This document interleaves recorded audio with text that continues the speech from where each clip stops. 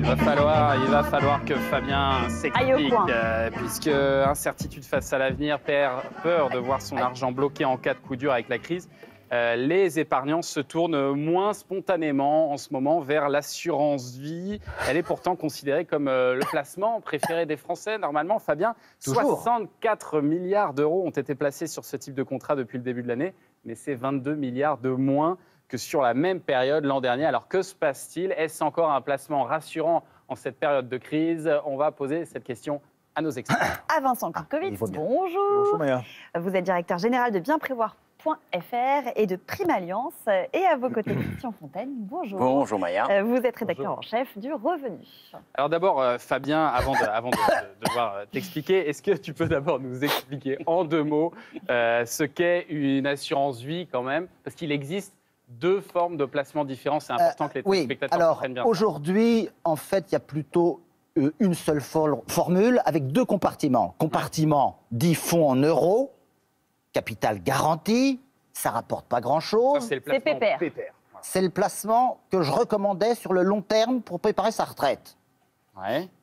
Il parle au passé. Il est à taux garanti. Il commence à tourner sa veste. Fonds en euros, donc. Hélas, il ne rapporte plus grand-chose. Il rapporte de moins en moins.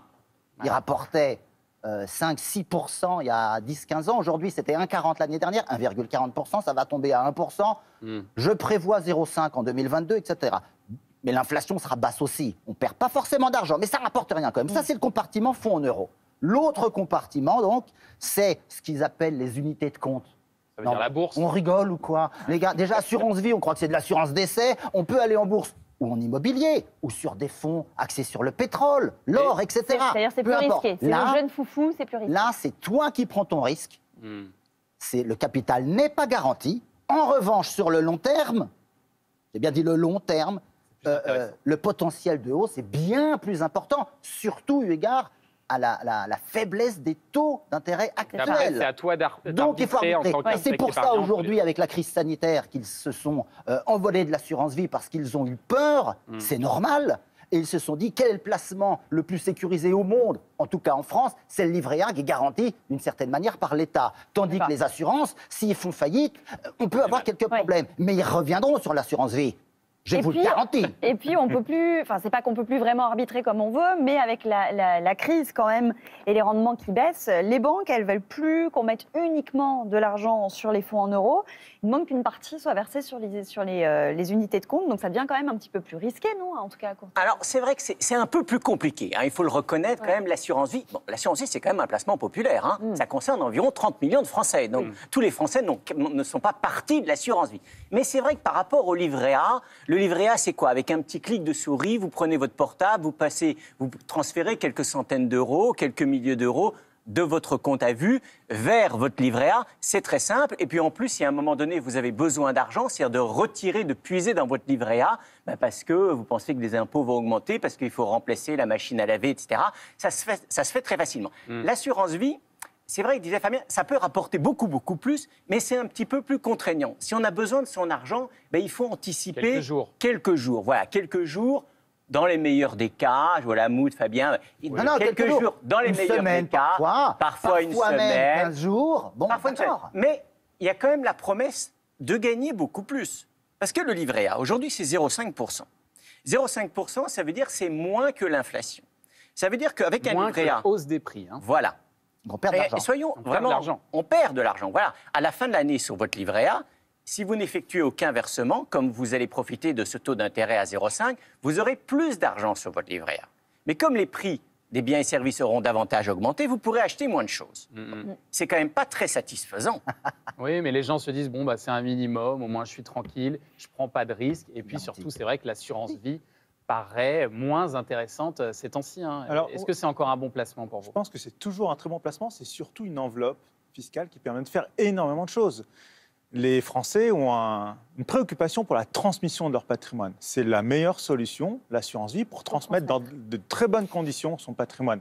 Et par ailleurs, lorsqu'on veut préparer sa retraite, même si aujourd'hui il y a de très bons produits retraite, c'est aussi une solution, l'assurance vie, quand on a du temps devant soi, investir sur de l'immobilier en assurance vie, investir par exemple sur des fonds responsables aujourd'hui, qui apportent en plus, c'est la nouveauté depuis quelques temps maintenant, du rendement. On peut investir responsable et obtenir du rendement. Ce n'était pas le cas il y a quelques années, maintenant on peut le faire. La meilleure manière de le faire aujourd'hui, c'est en assurance vie, en mettant de côté le fonds en euros. Il faut faire le deuil du placement garanti pépère. Ça n'existe plus, c'était une exception française. Ouais. Cette exception est finie. Alors, vous parliez de transmission. À ce sujet, on a une question de Valérie qui nous dit « Je voudrais ouvrir une assurance vie pour ma fille qui vient de naître. Quels sont les points de vigilance à avoir? Faut-il choisir des placements risqués ou plutôt garantissant le capital investi ?» Déjà, j'espère que Valérie a elle-même un contrat d'assurance vie avant de penser à sa fille. Mais effectivement, c'est une très bonne chose de l'envisager pour sa fille. Et comme, par définition, c'est une personne qui a du temps devant elle, sa fille, elle a intérêt à ce moment-là d'avoir d'abord des investissements plutôt dynamiques. Et au fur et à mesure que sa fille évoluera en âge, qu'elle aura peut-être des besoins plus importants, basculer progressivement sur des placements plus sécurisés. Je vais peut-être dire une bêtise, mais si elle ouvrait une deuxième assurance vie, mais juste en ayant sa fille comme bénéficiaire, ça reviendrait au même Alors oui, bien sûr. En plus, là, ça lui permettrait de transmettre son propre patrimoine dans de meilleures conditions. Donc c'est une très bonne, je pense, la meilleure solution. Elle a son contrat d'assurance vie, crée une clause bénéficiaire. Elle garde la main sur ses économies. C'est ça, parce qu'en plus, s'il y a besoin, s'il y a un coup dur... De toute façon, elle n'a pas le droit normalement. Et puis elle le transmet à ses 18 ans, par exemple. Beaucoup de gens font ça. Monique vous demande, j'entends dire que bon nombre de personnes retirent l'argent qu'ils ont déposé sur leur assurance vie. J'en ai une, dois-je faire comme eux? Qu'est-ce que vous lui répondez à Monique? Alors non, les gens déposent moins sur leur contrat d'assurance vie, ça vous avez entièrement raison, mais ils ne retirent pas forcément leur argent. Il n'y a pas de mouvement de panique aujourd'hui. Je pense que l'assurance vie reste un excellent placement, mais c'est vrai que l'assurance vie, c'est une enveloppe fiscale en fait. Et dans cette enveloppe, comme disait Fabien tout à l'heure, vous pouvez choisir de placer votre argent sur des fonds plus ou moins risqués. C'est vrai que le fonds en euros à capital garanti, c'est un peu la vedette d'hier. Aujourd'hui, il faut diversifier son contrat. Et vous le disiez tout à l'heure, c'est vrai que l'épargne connaît une révolution aujourd'hui. Et c'est vrai que les placements vedettes d'hier ne sont pas forcément les mêmes que demain. Et donc, il y a des décisions à prendre. Et il faut sans doute accepter, si vous voulez préparer votre retraite, si vous voulez financer les études de vos enfants, si vous voulez vous acheter une maison ou quoi, si vous voulez gagner un petit peu d'argent avec votre épargne, il faut accepter de quoi on parlait. On parlait effectivement de la vedette d'hier, fonds en euros. Depuis quelques années, ce sont les SCPI, Sociétés civiles de placement immobilier, qui ont la vedette.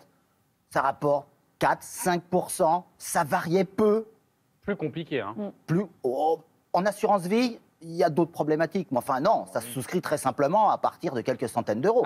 Oui, c'est ça, tu peux le faire au sein de ton assurance. Dans l'enveloppe de l'assurance vie, les unités de compte, ça marchait très bien, ça aussi. C'est la vedette. Est-ce qu'avec la crise sanitaire, le télétravail, tout ce qu'on veut, ça va un petit peu baisser? La réponse est oui. Est-ce que ça va rapporter moins de 3%? La réponse est sans doute non.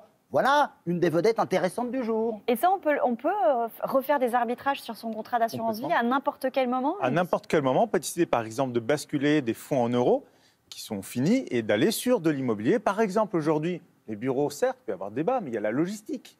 Bien sûr. La logistique, l'investissement en logistique, d'immobilier de logistique, sont des supports. On le voit avec le confinement. Les gens ont énormément consommé de services à distance. Donc la logistique, par exemple, c'est une solution pour obtenir des rendements tout à fait intéressants dans le cadre de l'assurance vie en immobilier. Donc aujourd'hui, il y a des solutions et arbitrer est très facile. Il y a un certain nombre de fonds aujourd'hui. Par contre, il faut être sélectif, je pense. Mathieu vous dit, j'ai hérité d'un contrat d'assurance vie dans une autre banque que la mienne. Dois-je le rapatrier dans ma banque ou vaut-il mieux que je le laisse dans une autre banque pour diviser les risques en cas de choc boursier? Alors, moi, je dirais qu'effectivement, il y a une garantie en France jusqu'à 70 000 euros. Chaque assuré peut avoir jusqu'à 110 000 euros dans différentes compagnies pour bénéficier de la garantie d'État. Mais on n'en est pas là aujourd'hui. Je pense que ce risque-là est faible.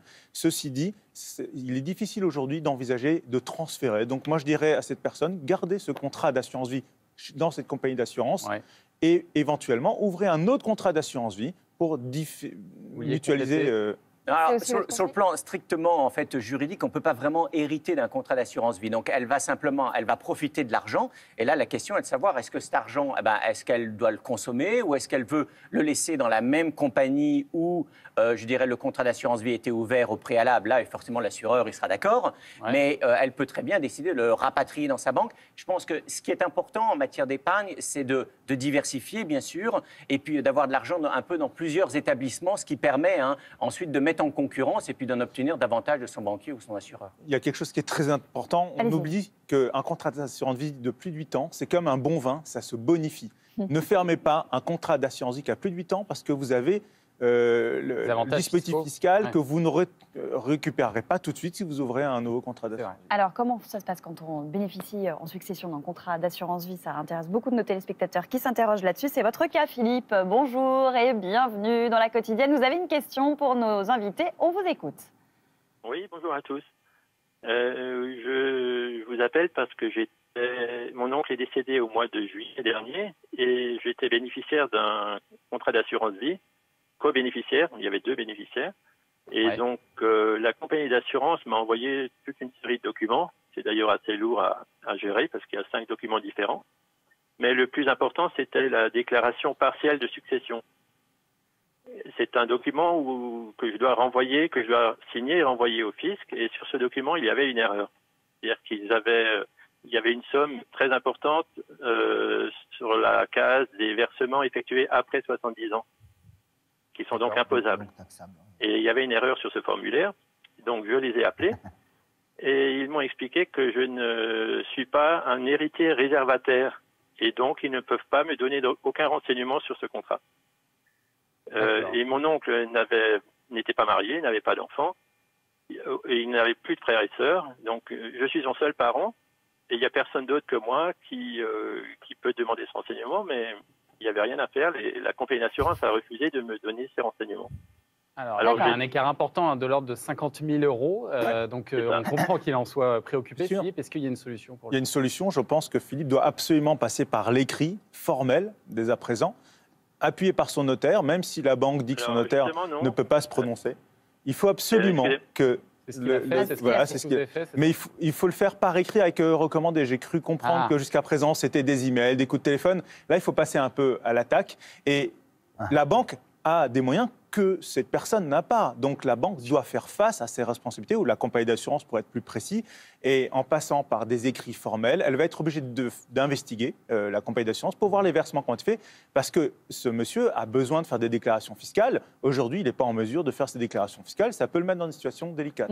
Surtout, ce qui est curieux, c'est d'exiger qu'il soit héritier réservataire pour lui donner une réponse. À partir du moment où il a un intérêt au document qui a été établi, il a le droit d'avoir des informations sur ce document qui le concerne directement. Bon, voilà Philippe, ce qu'on pouvait vous donner comme conseil aujourd'hui. Il va falloir aller passer à l'attaque. D'accord. À bientôt. À bientôt Philippe. Très bien, à bientôt. Bon courage. Au revoir.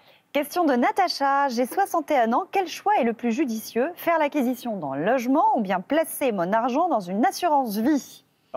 J'ai envie de... Pardon, Christian. Alors, le revenu reste favorable plutôt à l'acquisition en fait, de la résidence principale. Alors, c'est vrai que votre auditrice, elle a 61 ans. C'est pas trop tard. Il faut savoir qu'à 60 ans, 65 ans, un cadre a quand même encore une espérance de vie de 25-30 ans.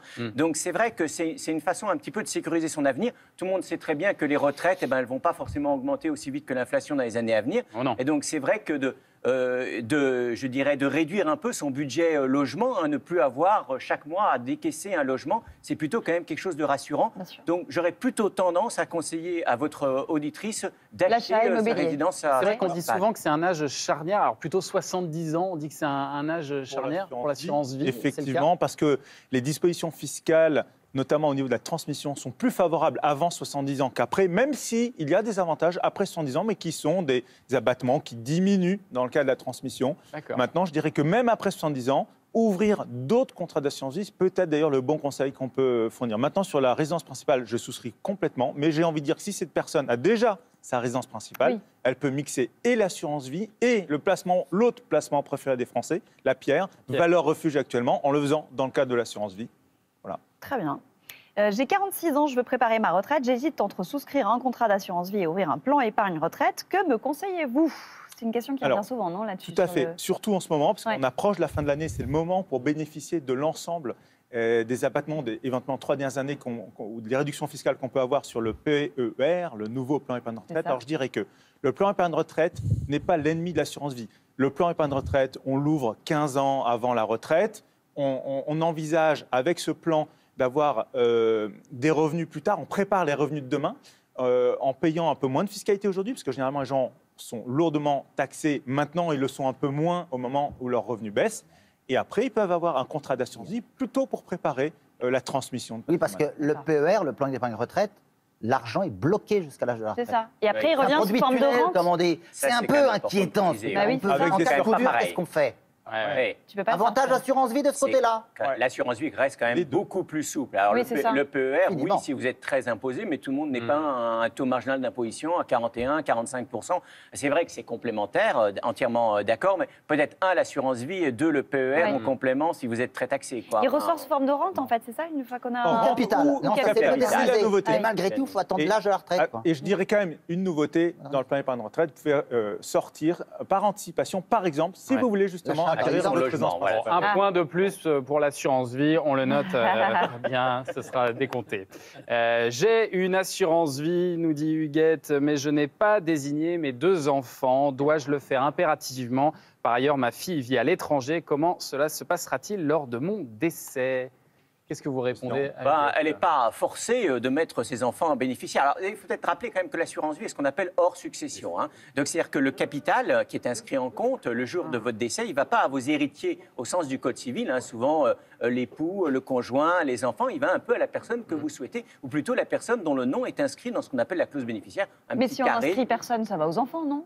Alors, ensuite, ça tombe dans la succession, C'est ça. mais ce n'est pas du tout avantageux, puisque notamment sur le plan fiscal, l'intérêt de l'assurance vie sur le plan fiscal, successoral, c'est que vous profitez d'un abattement de 152 500 €. Donc, en gros, pour faire simple, l'assurance vie, en cas de succession, est le plus souvent exonérée de droits de succession. Donc, il faut tout faire pour que l'assurance vie ne tombe pas, je dirais, dans le cas... de droit commun. Donc oui, pour répondre à Huguette, elle peut tout à fait inscrire ses enfants. Elle peut aussi inscrire ses enfants, ses filles. S'il y en a une qui vit à l'étranger, ça ne pose pas de problème. Ensuite, il faudra regarder en détail la fiscalité en fonction de la convention fiscale. Bon, bilatérale, c'est un peu compliqué. Mais en fait, en gros, elle est tout à fait libre d'indiquer... J'ai l'impression que globalement... Dans une certaine limite. Globalement, l'assurance vie s'en sort plutôt bien sur ce Finalement, dossier. Je me demande... la pente drôlement, les gars, là. Je me demande si Fabien n'a pas fait un petit travail avant, si vous aurez pas un peu Je ne d'envoyer. suis doyé personne. Non, il vous a pas promis un petit placement. Non, mais c'est pas nécessaire. L'assurance vie, c'est 1600 milliards. C'est 30 milliards, il n'y a pas de hasard. On est loin du livret A. On se rend compte. Oh là là. Alors, ça. C'est juste qu'on attend le mea culpa de Fabien avec impatience. On l'espère, mais non. Pour cette Eh bien non, Peut-être eh bien l'année non. prochaine. Eh ben, merci à tous les deux. Merci à Anaïs Cardraon qui nous a aidé à préparer ce dossier. Nous